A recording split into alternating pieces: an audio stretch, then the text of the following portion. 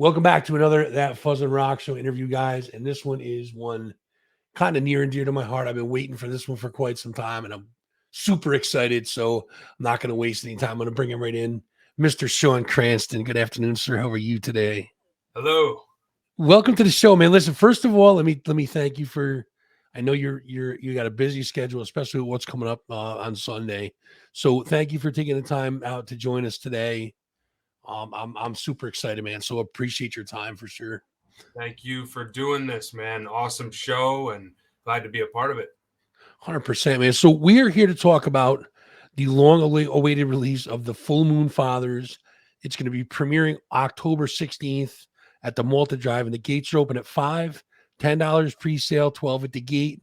And we'll definitely get into all that in just a little bit. But first, Sean, I want to talk a little bit about you. And your kind of scope of your work, because you're not just a director, you're also an actor and a producer and a writer, and you're also a musician. So we're going to kind of touch on all that stuff. The first thing I want to ask you is, when did you first get into like the writing, directing, acting aspect of movies or stories? Or take us through that. Where did you first get into that stuff? Well, if you've never met me before, I have it pretty much written on me what my favorite movie is right here. The first Jurassic Park changed my life when I was a little kid. I saw it on a trip to Cape Cod when I was like 3 or 4 years old. And my mom told me that I just really wanted to see it. I saw a trailer for it on, a TV show or something. And I was like, I want to see that movie. There's dinosaurs. And I didn't know what I was getting into. I kind of just went and saw it and it hit me. And as a little kid, it just burned something into my soul where I was like, wow, like people do that. They like put images together and then those images like affect people and like in a story. And I don't know. I just like, it did something different that nothing else at that time had done. So I guess going forward, man, that's what I've been chasing. I just really enjoyed that art form, and it's something that I've experimented with. I've failed at miserably, and I've also made some really cool stuff at this phase of my life that has kind of stood the test of time a little bit. So you just got to do it. Yeah, we're going to talk about some of that stuff too, because I did a little research, did a little kind of stalked you a little bit there. Sorry All about right. that. So I went right to IMDb. You've written 7, directed 9 films. As far as IMDb goes, I don't know if that's 100% accurate or not, but if not, let us know. We're going to start with the first one. It's called Tenants. And that was in 2008. Tell me a little bit about that one. Okay, so Tenants is a movie that you can actually watch on YouTube. It's my first movie. I was like 19, 20 years old when I made that. Possibly younger, I don't know, but it was really into skateboarding and stuff right out of high school, and the whole like jackass phase was important to my friends and I, and just that was sort of a culmination of that time period, So we made our first movie together as like a group of friends out of high school, and it was about an apartment complex, and this old woman who's the landlord of the apartment complex is going away to like Mexico or something like that, and she leaves her grandson and her best friend in charge of the place, like to look over the tenants while she's gone. And these two kids, are just like complete just losers. They make a mess of the place, and the other tenants make a mess of the place when they learn that the landlord is leaving. So that was my first concept, and it's so bad, but I mean it's silly, and you know what I mean. It is what it is. We did it, and so that was in like 2007, maybe. Yeah, it says 8. It's around 7 or 8. Yeah, it might have came out in 2008, but I think we made it in 07. It was like just out of high school for me. Gotcha. So then 2010 brought us Devils and Angels. Yep, that movie is I think it's lost in the sands of time, but I made that with this group, Best Bites Media, and nothing really came of that film. We kind of just made it during a weird phase in my life. I was in my early mid 20s somewhere, and I slapped that together. The one thing that did come out of that movie was my relationship with Mr. Mike Hayes, who's the lead actor in the Full Moon Fathers. So I will say that that was kind of a turning point, because he was this big local actor at the time, and I was this peon early 20s kid trying to make movies, and he had done like theater and he had been in other films, and so to me that was a big deal. And I started, we started this since friendship, this lifelong friendship since then. um, from that movie. He was the lead in that movie. But yeah, I don't know if anybody will ever see that movie. That's pretty much lost. Let's talk about Soul of the Earth, 2013. Okay, that's another one. I threw that together about 24 years old. That was a dark time for me. I was going through some heavy thoughts, and a lot of existentialism going on. I was reading a lot of books about death and the afterlife, and just like that was kind of consuming my life. And then the other thing was I was really struggling with my drinking during that time. Mhm. And that just a lot of like liquor, a lot of drinking liquor. So I was like, I would get into these really heavy, dark, emotional places where I would just kind of find the dark corner of the room, and I'd be gone, and I went to the hospital, and I came out. Basically, I'd undergone some counseling for I think it was about a month actually, and Mhm. it just kind of gave me this whole new, fresh perspective on like appreciating smelling the flowers every once in a while. So I made this movie called Soul of the Earth, which was about these 4 different characters who were going through like terrible things, and then they all would come together as a unit, to try to like do this thing that was going into the wilderness and just sort of abandoning everything they ever knew, and just to sort of like test their own survival skills, test their own knowledge themselves, kind of Mhm. see what their true worth was. So that was a heavy one. That's That was yeah, a that's what I heavy was gonna say. It sounds a little heavy. That Now was a heavy and one. now are any of these, so I know you said that Tenants is still out on YouTube there, but is there any chance that any of these are, do you have copies of these or So Devils and Angels and Soul of the Earth, I really don't know whatever became of those films. We kind of see at the time that they came out, DVDs were still kind of prominent. So we made like, maybe 100 copies of DVDs that like, you know, most people 10, 12 years from now, DVDs are all scratched to hell. And so Sure. a lot of Yep. those copies are probably just lost in the sands of time. And so it's a weird thing. Like, Amazon Prime and Netflix and stuff didn't really allow independent films into their circuits like they Right. do now. Um, so I don't think anybody will ever really see those movies. And honestly, like I kind of made them and sort of feel like I don't know that they should be seen. They were kind of made in like Okay. weird phases of my life, and Sure, they're yeah. sort of like incomplete films if you really watch them. So let's talk about now 2017 gave us a short film, The Last Trespass. Yes, sir. What, Um, what yeah, about that one? quick into that. Yeah, quick into that. The Last Trespass was sort of my small spark that lit this great forest. I I hadn't really made any movies since Soul of the Earth. Mhm. I had given up the idea of filmmaking because, like, as you just heard, the Soul of the Earth story was that was a heavy boulder to push up the hill, so to speak. And Sure. so by the time I had done it and the heavy lifting was over with, I was like, I don't know.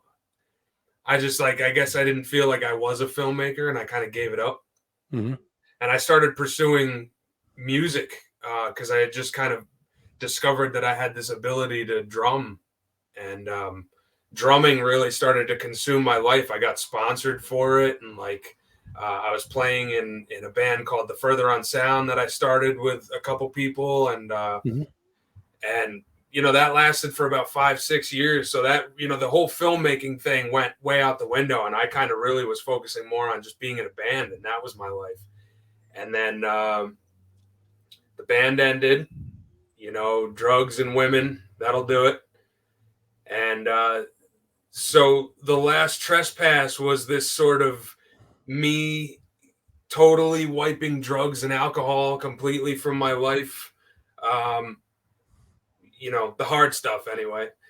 And I wrote the last trespass. I was like, I want to give this one more go. And I did it, and it won the American Film Award for the best short. So it kind of like, it was, I don't know, it was just this punch in the face for me, like, keep making movies. This is what you're made to do, sir. Yeah, and a weird thing, and it was just sort of like, don't let those past films sort of dictate where you're going in a way. Like, yeah, they might have flopped or they might not have been commercially successful or whatever, but that didn't mean that, like, I should stop the craft. So I didn't. I don't know, that the last trespass was this short that I made. I think that might be on YouTube as well. If not, it's like, I think it's on the internet somewhere. But So then, yeah. Then 2019, you were busy. Highlighters and then a short of Fortune Smiles. I sure was. Yeah. Tell us a little bit about those. Pushing through. Highlighters was something I had been working on for a long time, and I made it. It was rough period. I went through a breakup, and I was just going through, kind of just some like real life stuff, trying to figure out what I was going to do. I just hit 30. So that was a big turning point for me, and I was like, man, like, what am I going to do? And I was like, I'm going to make this movie. So I made Highlighters, and that ended up getting on Amazon Prime. And that was kind of like another big shift. It was like another kick for me to stay in that direction, stay that course. So while looking for inspiration to make another feature film, I made Fortune Smiles, which is a short film, and that aired on PBS for they have like a series every summer. It's called TV Film, and they showcase short independent films. So I made that short, and that showcased summer of 2019. Yeah. And then now in 2020, you directed something called Redville. Yeah. Here we go, man. You're making me walk the walk today. I got you right on the line, bro. I love this. Yeah, no, I'm walking the walk. So Redville, yep, that's probably what people are most recently familiar with. And I would say maybe the most commercially successful independent film that I've been a part of. Redville was made. It was written by my friend Scott Thompson. He's the singer of the band Deadlift. And the whole band Deadlift invited me to be their drummer in 2019. So it was right around the time I was making Fortune Smiles, somewhere around the like Highlighters, Fortune Smiles period. And I really wanted to get back into making music. They said they had kind of written this whole album, but didn't have a drummer to record with. So I jumped at the opportunity. I've been friends with those guys for years and years. Super cool. And I was so thankful that they invited me to do that. So, I played drums on their third album. And Scott was like, listen, man, I loved Highlighters. I have an idea for a movie. I want to pitch it to you, and I want the whole band in on it. So I heard his idea, and I loved it. I thought it was super unique, and we made it. We made it 75%, and then the pandemic hit. And we weren't sure if we were going to finish it. And then we had like a little break in the clouds, as I like to call it, that summer of 2020 when the pandemic hit, and they started saying like, okay, you can kind of start talking to people again. And we jumped at that, man. And we got the scene we needed to get, and we finished it. Perfect. So that'll bring us to 2021. And that kind of brings us into the whole, what we're going to be doing on Sunday. Here we are. You directed Holiday Spirit. And I can't totally take credit. I helped a friend direct it. It's really her film. It's her short, but I kind of I'll say I co-directed. Okay. Yeah. But yes, Bailey Victoria, she's a really, really old friend of mine. I've known her since I was 13.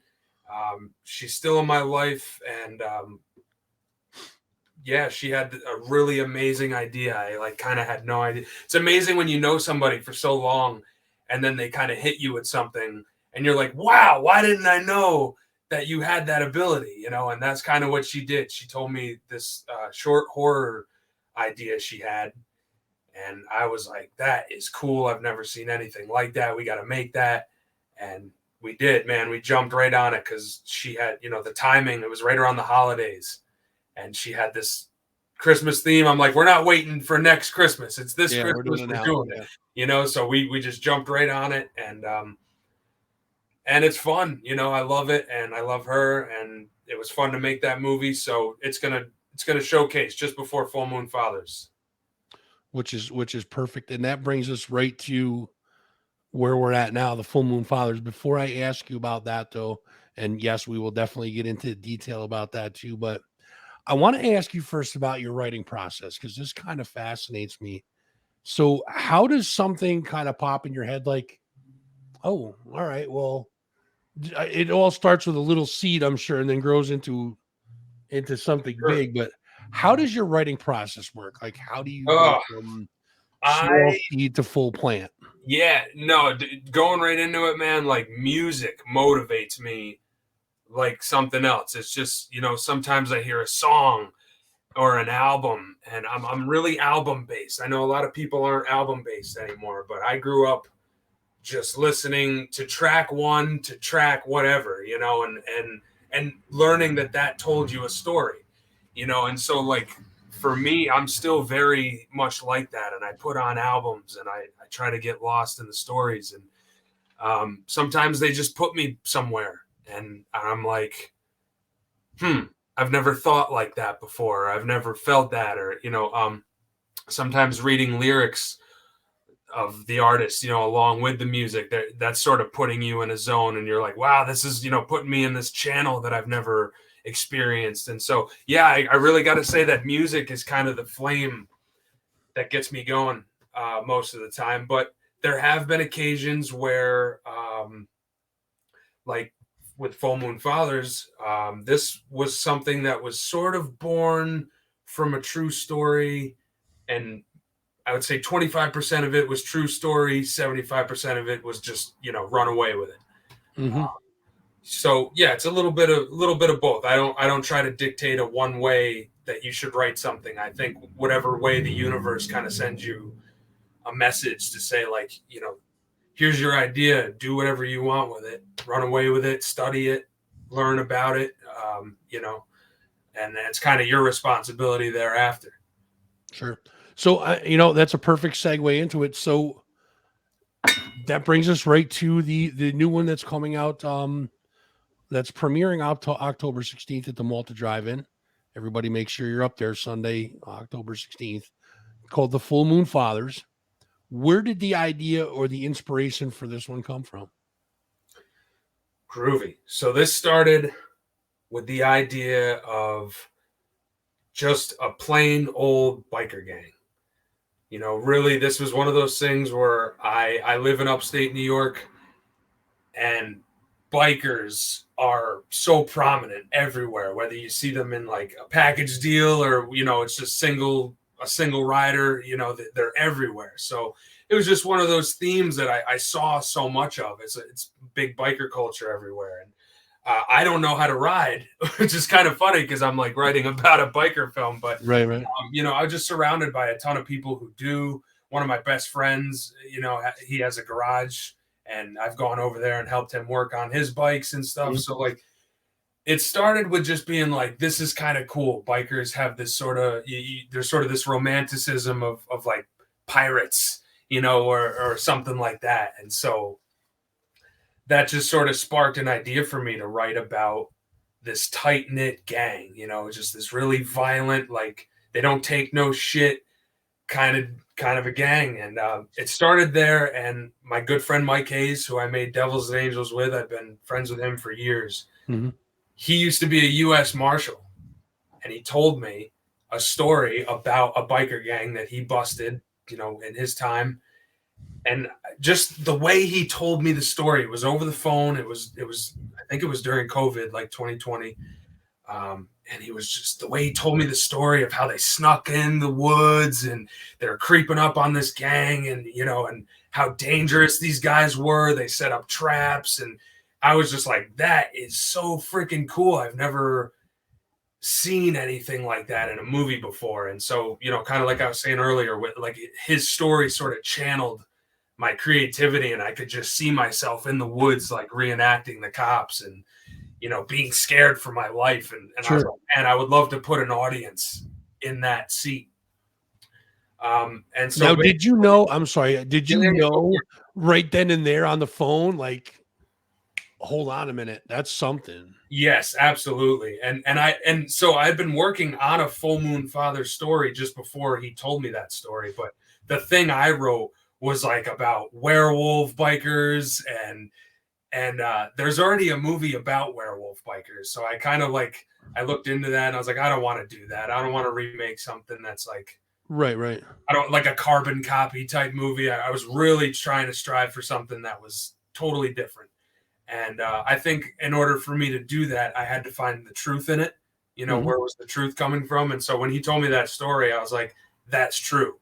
He did do that, and that's a real emotion, a real experience, and sure, people putting their lives on the line to try to bust these guys. So absolutely, yeah. Him and I both kind of like knew in that moment, like, we're going to go from there and run away with that.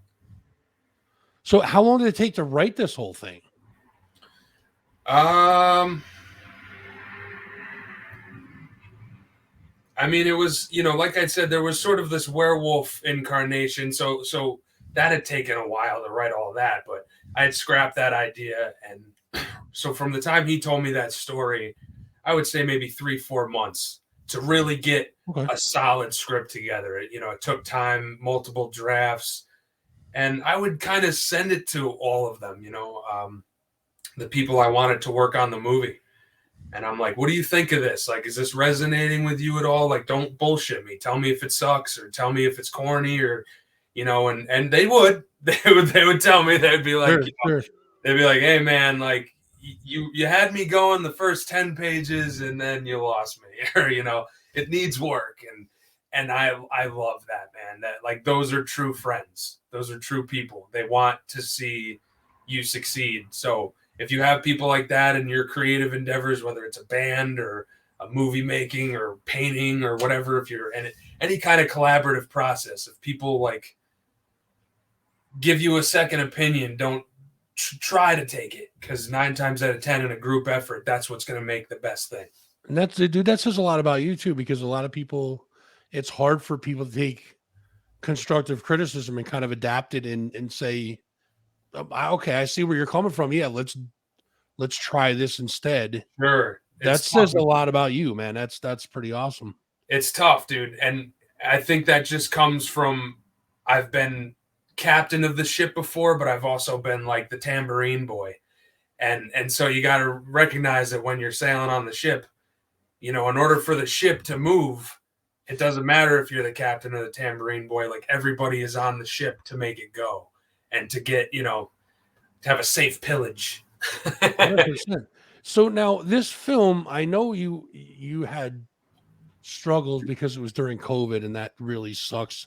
How long did it take to film this whole endeavor? That's a great question. And this is the truth, man. It was about, I would say, a week's worth of filming, maybe 8 to 9 days, a little over a week, over the course of like 3 years. That's the truth.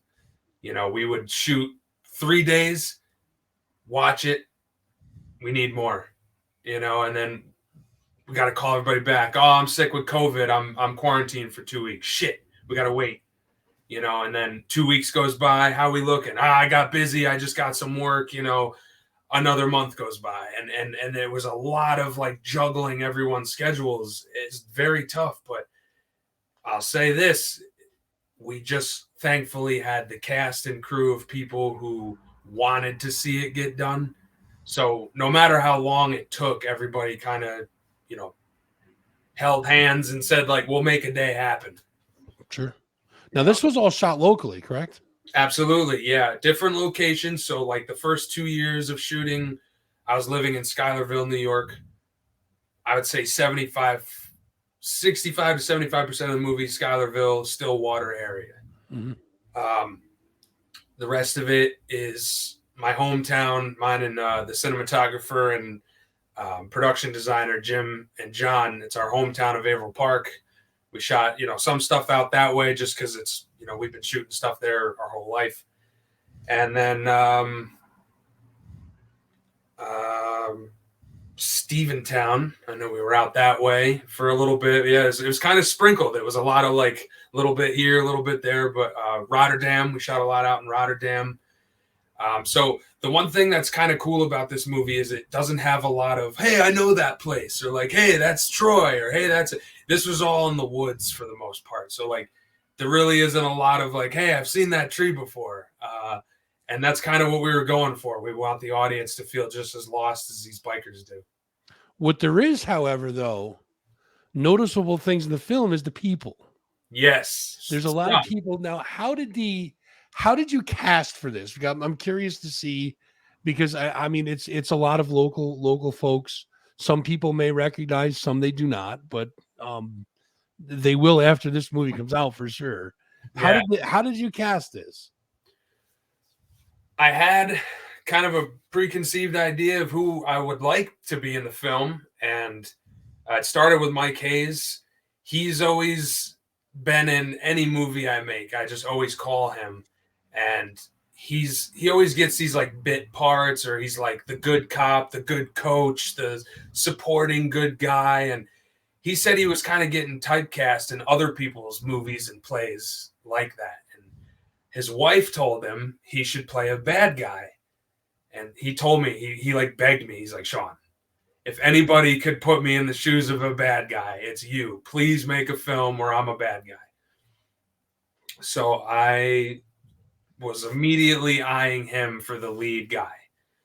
And then working on Redville, I was working with the deadlift guys. Mm-hmm. And Paul and Joe, who are the bass player and guitar player, they just had the beard, burly biker look, and deadlift's pretty heavy if you've never heard them before. Oh no, for sure. So I pulled them aside. I was like, guys, you guys got the middle-aged biker look that I'm going for, really just rough and tumble, and they wanted to do it. They, got the experience through Redville, and they wanted to do a little more acting. So I threw them in that. And then everybody else was just pretty much just a lot of really good local friends. And then the few crazy bit parts that are in there, we got Jerry Gretzinger, the local news guy. He's retired now, unfortunately, but yep. He jumped on. I guess he started doing some acting locally. And when I had put up a casting call, I got an email from him one night, and I was like the Jerry Gretzinger is emailing me, and it was super crazy. And nice. He was very cool to work with, and he plays one of the lead detectives who's hunting down the biker gang in the film. Mm-hmm. And then we got a guy named Andy Jasek who he did like an episode of Power Rangers, which was kind of cool. Nice. Yeah, he's the police chief. We got Vinny Valet, who has also been in a lot of my films. He's a very popular local actor. Mm-hmm. He does a lot of great projects. Definitely look him up. And then my really good friend, John Research McGee. He's a hip hop artist. He's been on the Stern Show. He has a really cool part of the character named Virgil in this movie. So, there's generally some people I like to work with, and I try to call them back. Hopefully they're not busy when I do. For sure. But, I always like to get new faces in there too. So there's a lot of people I never worked with before that were in this film that, having the new faces in there kind of reignites who you are in the moment rather than who you were in the past. They're there in the present with you. It doesn't matter who you were, like they're there to work that day. And so those new faces kind of like can just help reincite the whole thing, Yeah, I had a couple of your actors on the show, and Vegas and Mr. Wortman, which I think I can change this while we're midstream here. I had this up in the corner there, the logo. I have Wortman's head for whatever Dude, reason. I don't even know why, but I have Wortman's head, and I did that for a couple of the interviews. I just had Wortman's head up there hanging out, So, but we Workman's got Head. your movie's logo up there for today for sure. Yeah, Workman's Head is going to be a prominent thing in this movie for sure. He's Yeah, man. So, let me ask you this. I had another question and I forgot it. So all now, right. all right. So this coming Sunday, October 16th, we're going to be premiering. You're going to be premiering. I keep saying we like I own stake in this, but Sweet. Yeah, we're all doing it. We're all going that's to how do it. see that dude. That's how wrapped up I am in this thing. Like I just can't wait to see it. So we're gonna be. I'm just gonna go with the we thing because I can't stop. We're gonna be premiering the Full Moon Fathers up at the Malta Drive In on the 16th, and it's this is not even going to be just a premiere of the movie. It's kind of it's almost an event that you put on. Um, I do have the banner. I'm going to put that right in between us. Sorry if it covers up your face, but um, yeah, there you go. You can duck and weave around it. Yeah, yeah. The gates open at 5.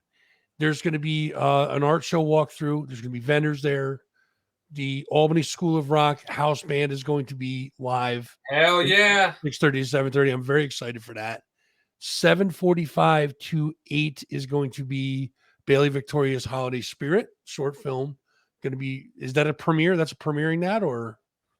Yeah, I would call that a premiere. That short Okay. film has kind of been circulating the film festival circuit most of the year. So this is kind of the first time I think that like the general public is going to see anything of it. Okay. And then from 8 to 9:30, the premiere of the Full Moon Fathers. So let me ask you this: why the Malta Drive In? So I work at the Albany School of Rock. I'm the drum instructor there, and I've Okay. been there for just going on 4 years, which is crazy. But I love it there. You know, it's kind of one of those examples of like running a pirate ship or just a ship. You know, like Right. there's a captain who's my boss, and then like we're all kind of the crew, and we all work together to get all the students who come in and out of the doors. There's students of all ages. We have, young little kids all the way up to like, I instruct like elder people, which is, it's amazing that you see so many different walks of life want to play music. So Sure. The School of Rock House Band is just these insanely talented teenage kids, and they're going to perform everyone's favorite classic rock songs from a lot of different decades, and it's just going to be a lot of fun. They bring a lot of energy to the stage. I've seen them perform countless times. It never gets old. They always bring something new, and they're just a lot of fun. So highly suggest trying to stop out a little early to catch their set, because you're going to hear music you love and see a really good performance. Absolutely. So now, why the Malta Drive In? I guess that's yes, that was the original question. So the point being is, with the School of Rock, they've performed there, and so I've been to the Malta Drive In to see them perform, and we have kind of a good relationship with them. And I spoke with the manager one time. I was like, "Listen, I'm making this movie. Like, do you do independent showings?" And he was like, "Yeah." And I'm just going to give a quick shout out to Ed. I don't know if he's ever going to hear this or whatever, but if anyone's watching and listening to this, go support the Malta Drive In. Ed is a really, really cool dude who not just supports, the whole drive-in experience, which is kind of a lost art, but he supports local music, he supports local film, and we got a lot of that around here. So if you're looking to showcase anything there, I highly recommend doing it. It's worth it. He's very cool to work with. He just wants you to have a good time. He wants everyone to be safe and like come in and come out with a smile on their face. I'm not usually one to interject stories into. Usually, I leave that for you guys. I just ask the questions. But I know that when I had Vegas and Jim on the show, I actually called the Malta Drive In to ask if I could help with the promotion of this movie, and I got a hold of. It was like 12:30 at night. I had tried it like 5 o'clock in the afternoon, 7 o'clock. And I was getting no answer there. I called her at like 12:30 one night, and this guy answered, and I believe it was Ed. and just the nicest guy, giving me all this information. Had no idea who I was, no idea, you know what I mean? But he was telling me, he's like, well, he said that's all. He said all the promotion is really on Sean. Yes. And I had said that your name and all that stuff. So I guess he kind of figured I knew half-ass what I was talking about, anyways. But he's like, but yeah, he goes, if you want to do a live thing, he goes, I can run a cable out for you for the internet. And he already had it set up before it was even a thing. Yeah. I was just like, wow, that's awesome. I mean, really, dude, the guy has no idea just what a awesome person he is. So I hope that anyone who's watching this goes and supports the Malta Drive In or any drive-in, really, because it's a tough business to keep that art going. 100%. Yeah. So it's a really cool thing to be able to do. Still, is just sit in your car and kind of your own people, your own things, and just catch a flick for that price. The prices are always pretty reasonable too. You catch 2 movies, what? Come on. And if you think about it too, it's a $10 admission. Even if you pay $12 at the gate, you're talking about you're getting 2 films, you're getting a band. Yep. You get an art show, and there's vendors that you can buy cool shit from. For $12. It's worth it. I hope it's worth it. It's 100%. I mean, that's the movie alone's worth the price of admission. Everything else is a bonus. So I think you did it right, dude. It's kind of a home run. So awesome. And that's what we'll be doing Sunday. That's the most important thing. It's October. Want to get a little spooked out and just have some fun before the big holidays come around the corner. But I mean, you're doing it right. The fucking drive-ins, dude. How can you not want to go to the drive-in? You know what I mean? The drive-ins is awesome to begin with. I agree. You're catching a movie premiere. You're getting a band. You're getting vendors. Guys, everybody that's within earshot of this interview, get your ass there at 16. We're getting Fuzz. Fuzz is going to be there. I will be there. I'll be. You got to hide me in the back, though. You know what I mean? You got to hide me in the back. You need to go, my friend. We want people to be scared for the movie, not looking at me. So let's talk. Let's kind of put our let's put our magic glass ball in front of us, our crystal ball, and look into the future a little bit. Sure. So now after this does premiere, where does the movie go from here? What are you? I gotta stop this wee shit. So where do you take this from here? Where does it go? You and I are gonna take the movie. All right, we're gonna drive it. Physically take it. Both of us, yes. We're going to the West Coast, brother, and we're searching for gold. No, we're gonna take the movie, and we are going to hopefully put it on some kind of a streaming service. Get it out to the bigger public, and so that people can just watch it from the comfort of their own homes, because that's really what watching movies is about these days. As much as the big wig movies are still out there in big theaters, a lot of independent filmmakers make a lot of cool stuff. I know that because I am one of them, or at least I'm trying to be.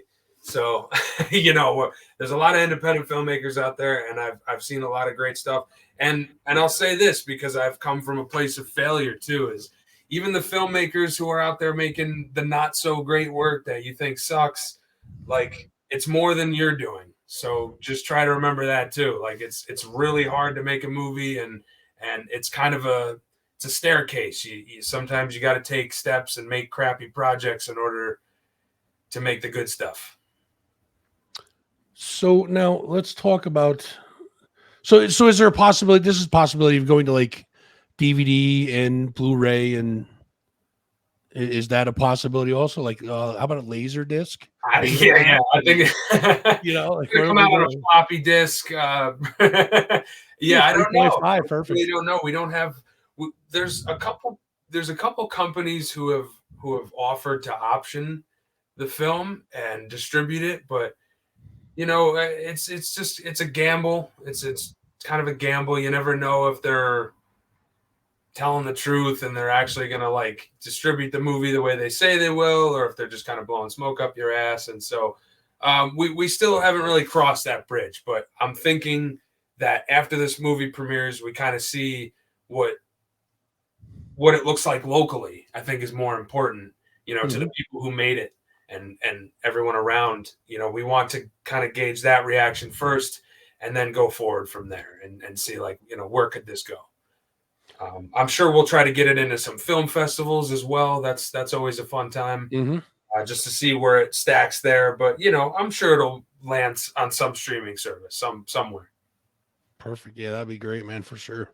So next question is, and I'm taking too much of your time up as it is, so I'll kind of go into the wrap from here. Yeah. What's next for Sean Cranston, man? What do we okay, man, what are you up to next, dude? It's like I got to stop this wee shit. I'm gonna wind up getting myself at a loss. You and I, Fuzz. What are we up to? What are we up to, Nate? What's next for Sean Cranston, man? What are you doing next, man?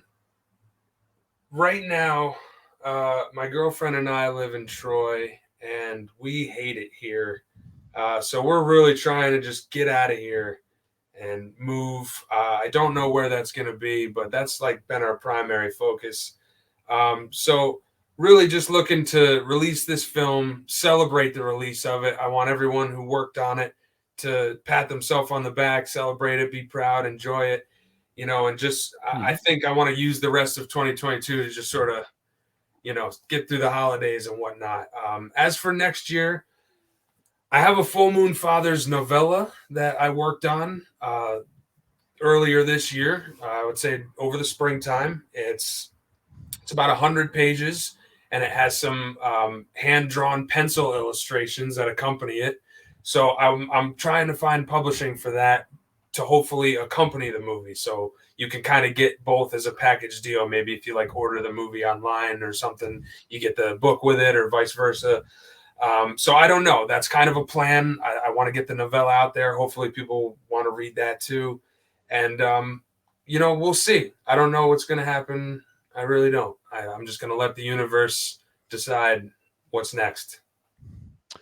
Now, normally I die this October for, obviously Breast Cancer Awareness Month, Warrior Pink, of course, but 11 months out of the year, it's green. Neon green matches all my other colors. So next time you cast something, if you're looking for a fat dude and a green beard, bro, I mean, I know a guy. Let's just put it that way. Right? I know a guy. You put his people in touch with my people, and that's what I'm saying. We'll get them together. Yeah. Then it would be we. Then it would be we. See that? I could floor it into the whole we thing. So we is the way, man. 100%, dude. We're all in this together. So is there anything else you want to tell the folks before we wrap this up, my friend? I just want to tell you, thank you so much for doing this show, for promoting music, for promoting the arts. We need it. Artists need it. We need more fuzzes. And so I just really wanted to say I appreciate everything that you're out there doing, because it's an art form to do what you do. And so I'll leave it at that. So, folks, you can check out the Full Moon Fathers. It is a Sean Cranston film. The premiere is on Sunday, October 16th at the Malta Drive In. Gates open at 5. We're going to be doing a little something live up there for you guys. The Albany School of Rock Band is going to be up there. There's going to be a premiere of Holiday Spirit from Bailey, Victoria. We got pins for sale. We're going to have some stickers for sale. You guys can pick up some Full Moon Fathers merch. And, of course, the premiere of the Full Moon Fathers, as well as there's art show vendors. It's just the bottom line is, guys, you guys got to get your ass up there and see this, because I can't wait for this. Now, what I'm going to do, Sean, is I'm going to play the premiere as we leave this. I will play the premiere of the Full Moon Fathers, and that'll kind of be our goodbye, I guess. So, listen, man, I appreciate everything that you've done for this film. This film is amazing. And I look forward to nothing but good things from you. And I'm not going to wish you luck on the film, because I think it's going to stand on its own. You got something killer on your hands, dude. And listen, man, anytime you want to come on the show and talk bullshit, whatever, just give me a rip, man. I'm here for you. Hey, we'll see you Sunday, dude, with the whole cast. 1,000%.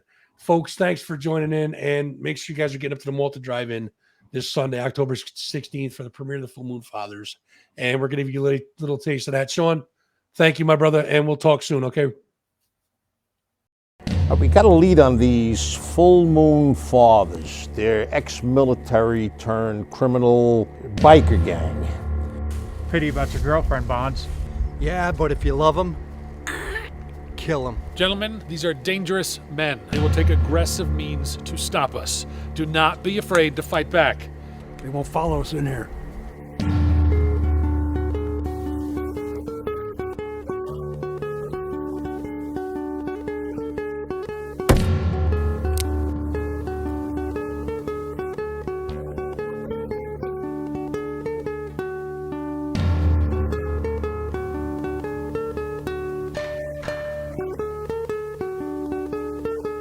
God be with you.